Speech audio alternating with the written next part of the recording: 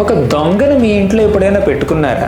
లేదు అని మీరు అనొచ్చు. కానీ మనకి తెలియకుండానే ఒక దొంగని మనం పోషిస్తున్నాం. ఆ ఇల్లు హృదయం, ఆ దొంగ కోపం. కోపం అనేటటువంటి దొంగని మన గుండెల్లోనే పెట్టుకుని దాన్ని పోషిస్తూ ఉన్నాం. ఇంతకీ ఈ దొంగ మన ఇంట్లో నుంచి ఏం దొంగలిస్తుందో తెలుసా? మన మనశ్శాంతిని దొంగలిస్తుంది, మన ఆరోగ్యాన్ని దొంగలిస్తుంది, మన యొక్క సంబంధాలని, బాంధవ్యాల్ని దొంగలిస్తుంది. కాబట్టి ఈ కోపం అనేటటువంటి ఈ దొంగని తరిమి కొట్టండి. ఈసారి మీకు కోపం వచ్చినప్పుడు వేళ్ళు లెక్క పెట్టొచ్చు, లేదంటే ఒక దీర్ఘ శ్వాస తీసుకోవచ్చు, భగవంతుడి యొక్క నామాల్ని జపించవచ్చు. కృష్ణ, రామ, ముకుంద, మురారి, గోవింద, మధుసూదన అని భగవంతుడిని తలుచుకోవచ్చు. లేదంటే మీ ఫ్రెండ్ ఎవరైనా ఉంటే వెళ్ళి వాళ్ళకి మీ యొక్క మనోభావనల్ని మీరు వ్యక్తపరచవచ్చు, చెప్పొచ్చు, మీ ఎమోషన్స్ని షేర్ చేసుకోవచ్చు.